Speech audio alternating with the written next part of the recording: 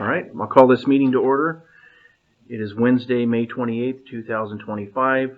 It's 9:30 a.m. and we're here for the regular business meeting consent agenda. Would you please join me in the Pledge of Allegiance? Pledge allegiance to the flag of the United States of America and to the republic for which it stands, one nation, under God, indivisible, with liberty and justice for all. Thank you.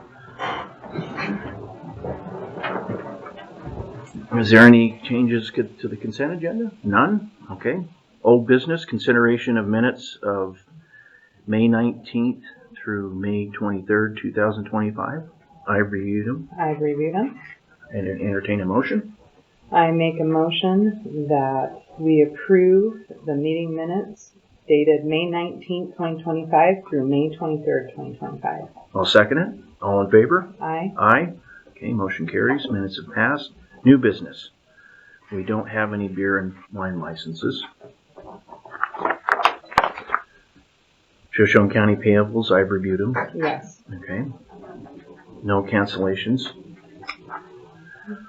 Authorization for professional services, Anderson Environment LLC. I'll turn that over. Sure. This is yet another part of our emergency work that is following up this year on Moon Pass. We finally were able to bring on the environmental specialist that will do everything with the environmental end of things, all of the reporting to both FEMA and federal highways. This company was on LTAC's approved list of consultants for this, and they were recommended by LTAC because they were available. We had a hard time getting somebody in that could finalize the environmental. So Michelle Anderson with Anderson Environmental Consulting is well renowned in the field, and she's agreed to take on this portion of the project. And again, this will be 100% reimbursed through the Federal Highways emergency portion of this contract. Okay. Okay. Did you read that contract? Yes. And then the construction contract, do you mind? Sure. Yeah. The construction contract is for the LRIP funded projects, so $200,000 for chip sealing up Pine Creek Road. Mm-hmm. And this is, we did the bid opening, we came to the board to formally accept the bid, and the bid was awarded to Aero Concrete and Asphalt Specialties LLC. So this is just the contract to get us going on that. Just signing the Move contract. forward. Correct. Okay. Yes. Okay. Perfect.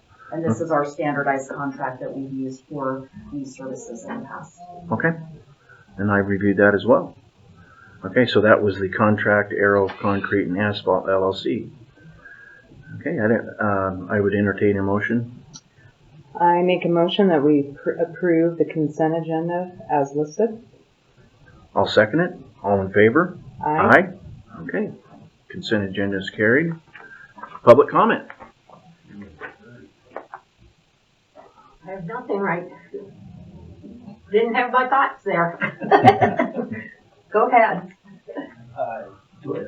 I'm just doing a follow-up on that blight issue that you addressed here some time back. Mm-hmm. I just want to kind of find out where we stand on it, make sure it doesn't die on the vines kind of thing. And so have you got any further information on the protocol to get this issue addressed? Yeah. It'll go to our planning and zoning director, and Dan Martinson, and then he looks at it to see if there's any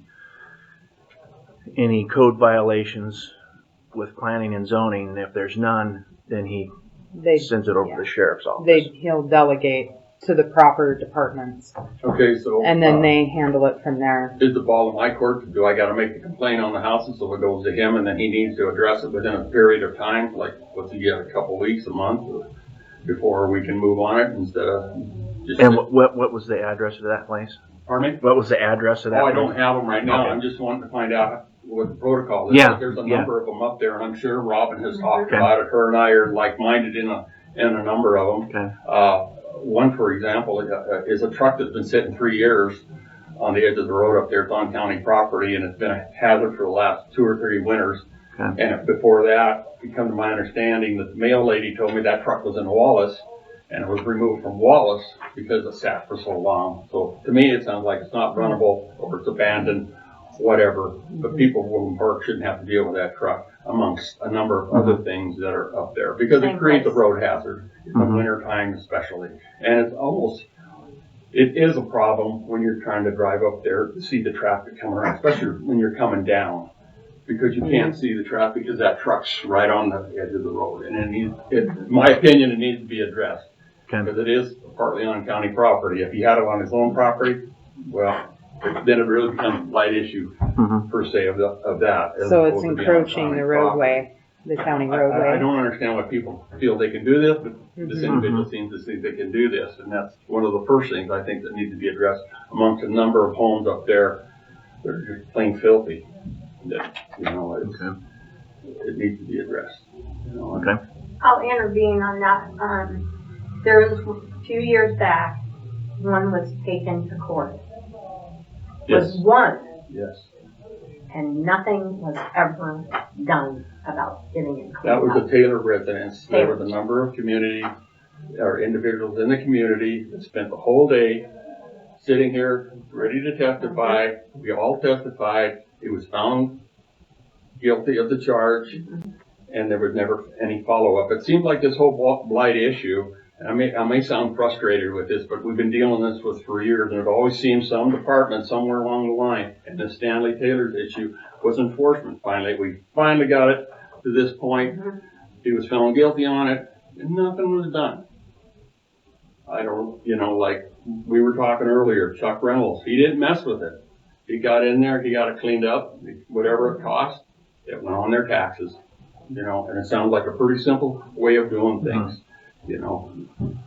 Once you give them a decent warning, you give them time to comply. The junkyard was another one, and it's starting to get turned into another pig pen up there. That's another one. And a guy across the street, he's got like six vehicles that are not running, sitting adjacent to the road. You know, and the guy next to him, I'm surprised he's not down here. You know, but these are just examples I'm exciting mentioning because of what's going on up there, and it just seems to perpetuate. So that's why I'm here. Okay. Okay. Yeah, just, So the ball will be in Dan's court now. So what can we expect once I make the complaint? How much time does he get to follow this up? I mean, does he do it at his leisure? I mean, does he have 2 I guess weeks? that's one thing that's we one didn't thing we really didn't really discuss the time limit. frame. Yeah. There's what? We didn't discuss the limit, so we'll talk to Dan Well, and see what. you can what he see does. why I'm asking you that, because that type of procedure is gonna cause it to die on the vine unless we have, okay, you got the complaint, 30 days later, we gotta have some kind of answer, whatever. But it's gotta be within reason, you see what I'm saying? You know, Okay. because all these years that we've been dealing with this, it seems to die someplace along the way somewhere, right down to final. The last one, like I mentioned, was enforcement. So. Yeah. Okay.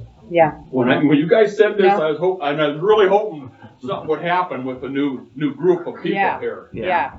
And that's why, Mike, you got me Yep. excited, you know, that No. hopefully we can get something done. And I appreciate your Yeah. feedback on that time Well, frame. you know, anything I can do to help you guys out on Yeah. this, I'd be more than happy to Yeah. do it, you know. Yeah. So if you need photos, you need, you know, paperwork, whatever I can do, I'm here to help you.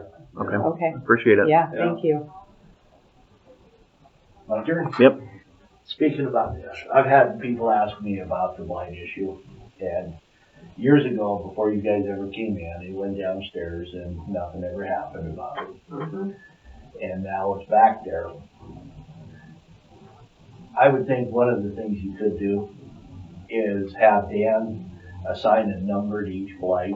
You guys will never know who it is, because you have to stay out of it in case it comes in front of you. And once a month at department heads meetings or in a meeting here, he can come in and say, blight number 1 is in this process, it's at the sheriff's office, been there for a month.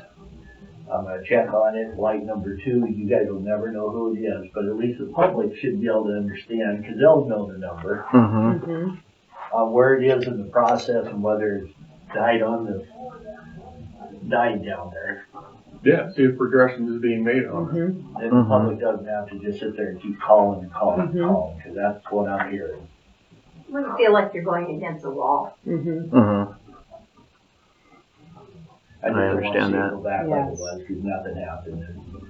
With the last Well, one. the wrecking yard is becoming a wrecking yard again. They've gotten 3 vehicles back there. And it's all in front In back, and back, okay. where it's the wrecking supposed yard, but then in front, they have probably 4.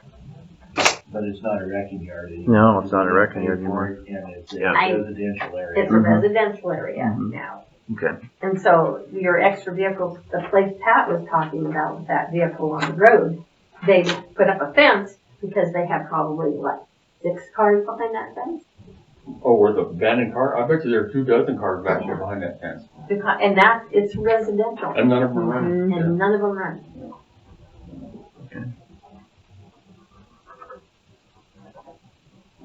All right. Anything further? No? Just wanted to add some commentary from my department on the blight process that you guys have restarted in Mhm. science, planning and zoning. I did receive an email from Dan and the planning and zoning department yesterday, kind of introducing the new processes that he's put together for this, since he's been, tasked to kind of be the hub of the complaints for code violations. And so he's included all of the other departments that might have a dog in the fight or have some teeth for enforcement. So, it's gone out to, Sheriff's Office, my department, multiple other departments, and it looks like he's put together some good framework, good tracking work. We'll assign case numbers to all of these. And I've actually received, since that introductory email yesterday afternoon, I've received in my department 2 separate complaints, on this. So I think once the framework is together, Yeah.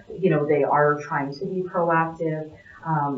Good. Maybe my recommendation on the one that, you've been trying for years to get going on is just to go down to his office and visit. And I don't know if he would have you fill out a new form, but just make sure that that's active and on his radar. And as far as when it gets, to that enforcement piece, I don't know, because I probably won't be a part of that, but I do see some good cooperation and framework going, which Good. I think is huge progress from where things, were over the last several years. So my hope is to see good progress, on the county's end, so it can kind of curtail some of the frustrations with the community.